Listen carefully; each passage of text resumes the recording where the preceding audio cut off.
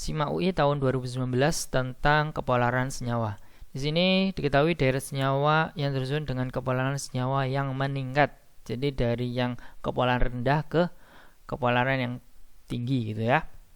Nah, untuk mengetahui kepolaran dari suatu senyawa kita harus tahu ya bahwasanya ada 3 syarat. Yang pertama itu adalah adanya perbedaan elektronegativitas antar atomnya ya.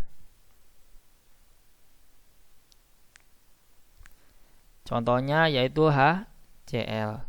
Nah, HCl itu punya perbedaan koelektronegativitas yang mana Cl ini sebagai koelektronegativitas yang paling besar, maka muatannya yaitu sigma negatif dan H-nya adalah sigma positif. Nah, apabila senyawanya itu tidak ada perbedaan koelektronegativitas, contohnya adalah H2 misalkan. Nah, ini tidak ada perbedaan koelektronegativitas, maka senyawa ini adalah non polar.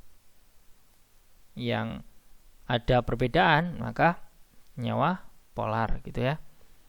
Nah, selanjutnya yang kedua adalah bentuk molekul.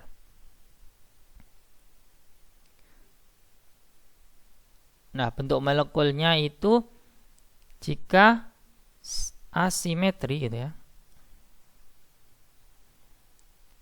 Senyawanya adalah senyawa polar.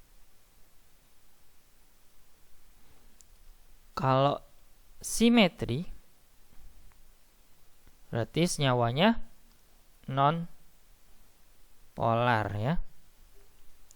Nah, selanjutnya adalah momen dipol. Momen dipol itu adalah muatan dikali dengan jarak ikatan ya. Nah, apabila momen dipolnya itu sama dengan 0, maka senyawanya adalah non polar. Apabila momen dipolnya tidak sama dengan 0, artinya senyawanya adalah polar. Nah, ini saling berurutan ya untuk mengeceknya. Yang pertama, kemudian yang kedua, yang ketiga. Nah, apabila ada suatu senyawa yang punya 2 unsur seperti halnya HCl, HH gitu ya, maka kita bisa langsung simpulkan bahwa senyawa tersebut apakah polar atau non polar dengan perbedaan koelektronegativitas. Nah, apabila lebih dari 2 unsur, maka kita harus cek dulu bentuk molekulnya itu asimetri atau simetri gitu ya. Nah, dan juga momen dipolnya itu apakah sama dengan 0 atau tidak sama dengan 0. Oke, selanjutnya kita langsung menuju ke soalnya ya. Nah, di sini ada 3 senyawa yaitu CH3Cl, CO2 dan NH3. Nah, kita gambar ya karena di sini punya lebih dari 2 unsur ya dalam ikatannya gitu. Oleh sebab itu kita perlu menggambarnya. CH3Cl kita gambar bahwasanya C-nya itu punya 4 elektron di sekitarnya karena di golongan 4, kemudian hidrogennya ada 1 elektron dan sehingga akan saling mendonorkan membentuk ikatan kovalen gitu ya. Nah, ini hanya juga. Selanjutnya Cl itu punya 7 elektron sehingga dia butuh 1 elektron ya. Maka Cl akan saling mendonorkan juga gitu. Ini saling mendonorkan jadinya 1 ikatan gitu ya. Nah, setelah kita gambar di sini ternyata ada PEI-nya ada 4 ya. PEI-nya 4, PEB-nya 0, maka senyawa ini bentuknya adalah tetrahedral. Nah, tetrahedral ini sebenarnya adalah simetri ya. Namun di sini ada salah satu atom yang diikat itu berbeda yaitu Cl. Sehingga senyawa ini sebagai senyawa polar atau semipolar. Semipolar ya. Kemudian untuk CO2, C-nya itu sebagai atom pusatnya itu ada 4 elektron, kemudian O-nya itu ada 6 elektron ya. O-nya ada 6 elektron. Ini ya. ini 6 elektron. Nah, O-nya itu kan 6 elektron ya, dia butuh 2 elektron ya, sehingga dia akan mendonorkan elektronnya, saling mendonorkan ya antara C dengan O-nya ya. Jadi ini membentuk ikatan rangkap gitu ya. Maka bentuknya adalah linier ya.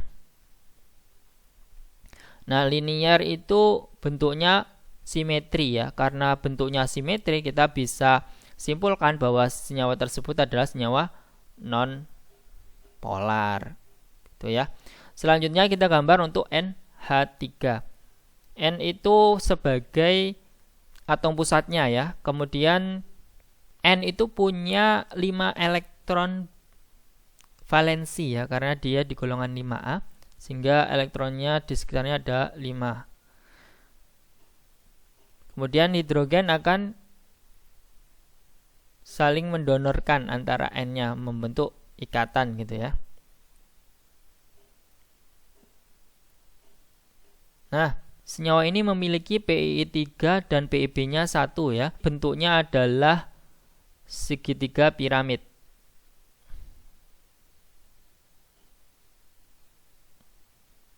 Segitiga piramid ini tidak simetri ya, karena adanya PiB ini. Karena adanya PiB, dia akan tolak-menolak antar ikatannya ya, sehingga akan membentuk segitiga piramid yang tidak simetri. Maka senyawanya adalah senyawa polar. Nah, selanjutnya kita urutkan dari tingkat yang paling nonpolar hingga paling polar gitu ya. Di sini yang paling nonpolar adalah CO2. Selanjutnya yang CH3Cl ya, sebagai semipolar ya. CH3Cl, terus kemudian senyawa yang polar adalah NH3. Maka urutannya adalah CO2, CH3Cl, dan NH3. Maka jawabannya yang C. Nah, apabila ada yang didiskusikan atau ditanyakan, bisa ditulis di kolom komentar. Terima kasih. Sampai jumpa.